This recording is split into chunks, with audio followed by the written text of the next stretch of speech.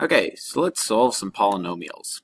And today I know I'm solving polynomials instead of factoring because they give me an equal sign. So anytime you have an equal sign, you're going to solve. And we're going to solve these things by factoring. And for polynomials, there's only really two ways to solve. There's factoring and there's long division. And so today we're going to do the factoring kind. Here's the first thing you should realize is that this and this should be a difference of cubed. So just like yesterday, we're going to find the difference of these cubes. So the first thing we would have would be, I want to figure out what my A term is and what my B term is. And we can find that by taking the cube root of both of these things. When you take the cube root of 125, you get 5. And when you take the cube root of x to the third, you get x. When you take the cube root of 216, that I don't do as easily in my head, so I'm going to pull out my nifty calculator. And we're going to do 216. And we're going to raise that to the 1/3 power. And we can find that that cube root is 6. If you remember from yesterday, since this is a sum, we'd be doing the sum of cubes. So the sum of cubes is this formula right here.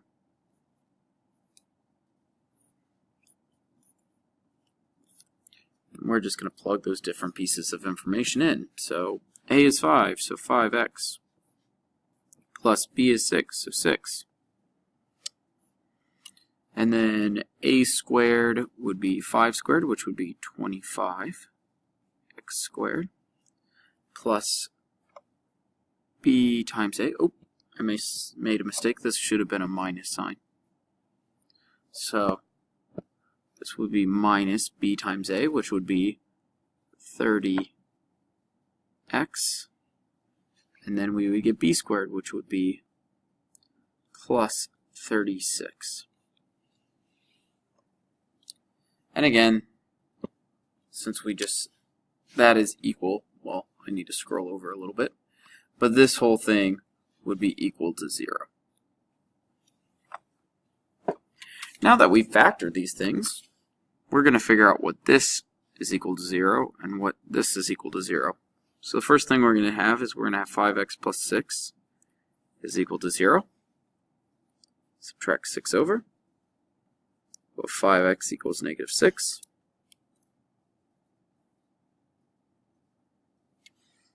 Divide by 5. Divide by 5. X would be negative 6 over 5. That would be one of our answers. And again, that makes sense because if this thing is 0, anything times 0 will give you 0. So we just have to figure again what makes these two things 0. So we've done half of it. Let's do this other side. So we need to figure out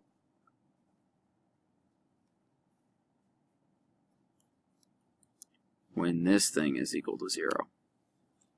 Now this thing hopefully sparks things from last chapter. So we have a couple different ways we can solve this.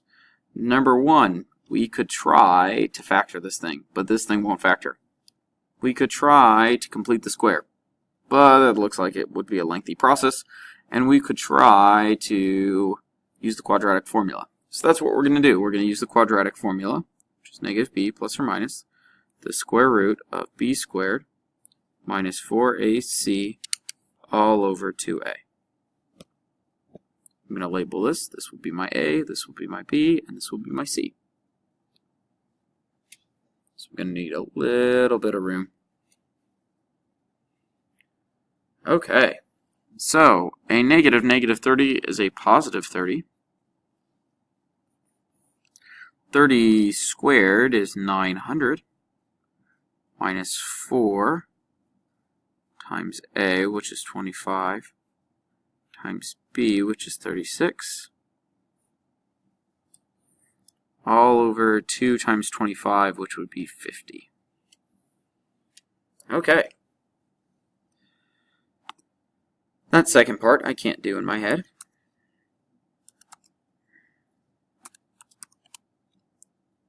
So then we would have 900 minus 3600. We would get 2700. Okay. Or negative 2700. So let's simplify this just a bit more. 30 plus or minus negative 2700 all over 50. Ooh, I don't know what the square root of 2700 is.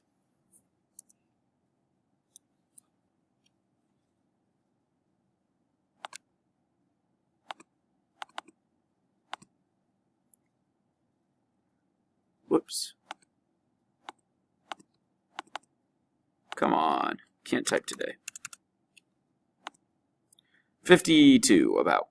So we'll say that's 52, and since it has that little negative on the inside, that would be 52i. So we get 30 plus or minus 52i over 50. And that would be my final answer, because I can't really add anything to I. I can't really subtract anything from I, and I can't really divide. So that plus this other side would be my final answer. So here's the big thing. You're going to factor just like we did yesterday, using difference of cubes. After you do that, you're going to find the 0 for the normal number. Then you're going to find the 0 for this thing by doing the quadratic formula, because this should always be some kind of quadratic. Let's see a couple more things that are factorable that might be a little bit nicer. Okay, so we're going to look at this one. We're going to factor this one again, like we've done before. The first thing we want to look is if there's anything that we can pull out of everything in common. That common number is going to be 4 and x. So then on the inside, I'll be left with x squared minus 4x plus 3. Now we're going to see if we can factor this thing. And that thing will also factor into x minus 3 and x minus 1, because negative 3 times negative 1 is 3, and negative 3 plus negative 1 is negative 4. Now, again, since this thing equals 0, we're going to find its zeros. So this would be 3, this would be 1, and this would be 0, because 0 times 4 gives you 0, 3 minus 3 gives you 0, and 1 minus 1 gives you 0. So sometimes, like, difference of cubes are a little bit trickier to factor. These are very, very nice to factor. Let's look at another one.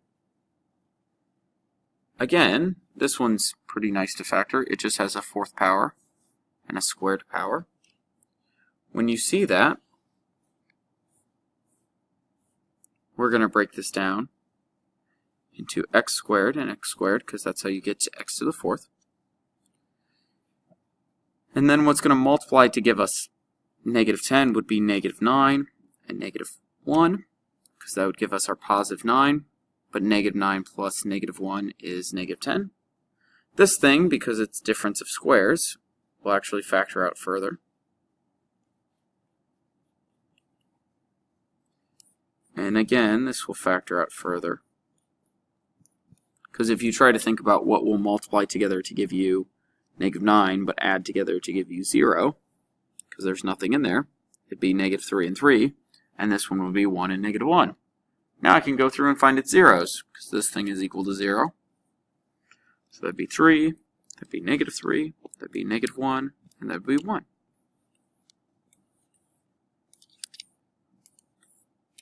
Okay.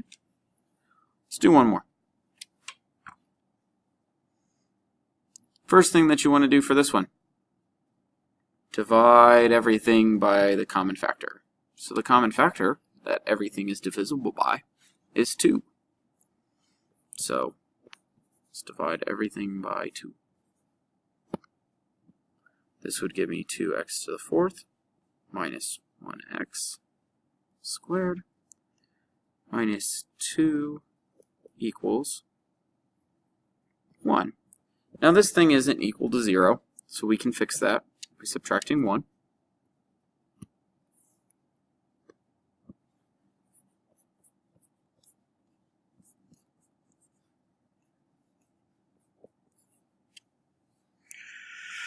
And now we got to try to factor this thing.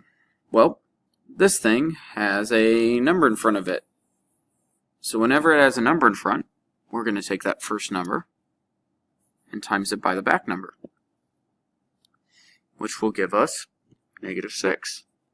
Then we need to think of two things that will multiply together to give me negative 6, but add together to give me negative 1. That combo would be negative 3 and positive 2. Now we'll replace 2x to the fourth minus 3x squared plus 2x squared minus 3 equals 0.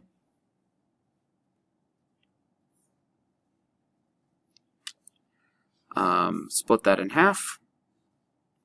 This I can pull out an x squared and get 2x squared minus 3. This I can pull out a 1 and get a 2x squared minus 3. We're going to put together the like things, which will be x squared plus 1. And then the other like group would be 2x squared minus 3. Again, we want to make this thing equal to 0, so we're going to figure out what will make this equal to 0 and this equal to 0. The nice part for us is these are a lot easier.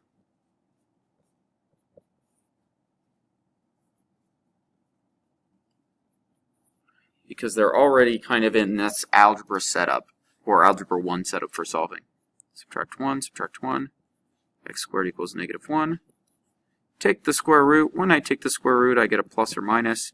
So x will be plus or minus the square root of negative 1. And we should know that the square root of negative 1 would be plus or minus I. When I solve this other side, we'll add 3. I'll get 2x squared equals 3. Divide by 2, I'll get x squared equals 1.5. Take that square root,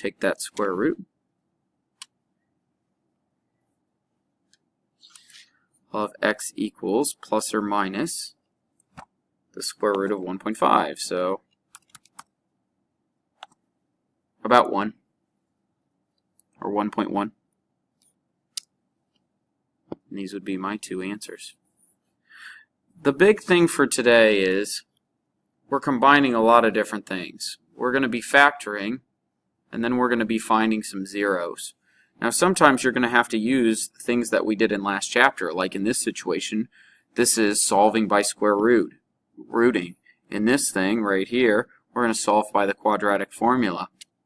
And some of them are just nice, where we were able to find zeros like we found before, like in these two examples. So I know this was a longer video, but try the different problems today.